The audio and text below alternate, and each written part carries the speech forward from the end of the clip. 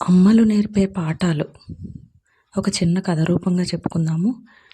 వంటింట్లోంచి పెద్ద శబ్దం రావడంతో గబగబా హాల్లోంచి పరిగెత్తుకుంటూ వచ్చింది అమ్మ. తన చిన్ని చిన్ని చేతులతో పాలగిన్నెను మోయలేక అందులోని పాలను నేలపై ఒలకబోసి బిక్కముఖం వేసుకొని 5 ఏళ్ల బుజ్జిగాడు అమ్మ కొడుతుందేమో అన్న భయంతో అక్కడ నిల్చొని ఉన్నాడు. నేలపాలైన బోలెడు పాలను చూసిన తల్లి 10 మర్డర్లు చేసేసినట్లు వాడిపై రంకెలు వేయలేదు. ఆస్తంతా తగలబెట్టినట్లు తలకు బాదుకోలేదు. జీవితంలో పాలు అంటేనే భయపడేట్లుగా వాడిని చావగొట్టలేదు. పైనుంచి ఎంతో సంతోషంగా, ఓ మై గాడ్, పాల సముద్రం చూడు ఎంత బాగుందో, ఇంతవరకు ఇలాంటిది నేను ఎక్కడా చూడలేదు, నువ్వు అక్కడే ఉండు నాన్న, నేను కూడా వస్తున్నాను, ఇద్దరం కలిసి దాంట్లో ఆడుకుందాం అంటున్న అమ్మకు సంతోషంగా చేయందించాడు బుజ్జిగాడు. ఇది అమ్మ చెప్పిన మొదటి పాఠం.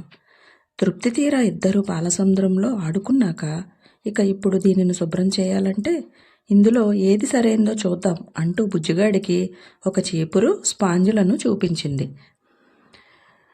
గొప్ప శాస్త్రజ్ఞులలా రెండింటిని పరీక్షించి చూసిన బుజ్జిగాడు స్పాంజును సెలెక్ట్ చేయగా చకచక ఇద్దరూ కలిసి వంటగదిని శుభ్రం చేశారు. ఇది అమ్మ చెప్పిన రెండవ పాఠం.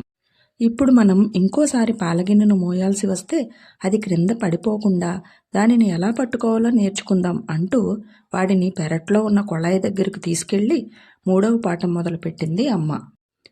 అలా బుజ్జిగాడే స్వయంగా గిన్నెను పదే పదే నీటితో నింపుకుంటూ ఏమాత్రం తొణక్కుండా పెరట్లో ఆ మూల నుంచి ఈ మూలకు దానిని జాగ్రత్తగా మోసే విధానాన్ని నేర్చుకున్నాడు శ్రద్ధగా. చివరికి గొప్ప విజయాన్ని సాధించినట్లు మిలమిల మెరిసే కళ్ళతో అమ్మవైపు చూశాడు నవ్వుతూ. కొన్ని సంవత్సరాల తర్వాత ఎలక్ట్రిక్ బల్బును కనుగొనడం ద్వారా ప్రపంచ కాంతి విప్లవానికి కారణమైన ఆ బుజ్జిగాడే థామస్ ఆల్వా ఎడిసన్. ప్రపంచ వేదికపై నోబెల్ ప్రైజు అందుకుంటూ తన మాటల్లో, ఈ నా విజయానికి కారణం మా అమ్మే. చిన్నప్పుడు నేను చేసే పొరపాట్ల ద్వారా అమ్మ నాకు ఎన్నో పాఠాలు నేర్పింది. ఆ పాఠాలే నేను ప్రయోగాలలో విఫలమైనప్పుడల్లా నాకు పునరుత్సాహాన్ని కలుగజేసేవి అంటూ సగర్వంగా తెలియజేశాడు. ఆత్మజ్ఞానులైన అమ్మలకు మాత్రమే అది సాధ్యపడుతుంది. ఆత్మజ్ఞానులైన అమ్మలందరికీ కూడా ఒక్కసారి జయజయలు పలుకుదాం.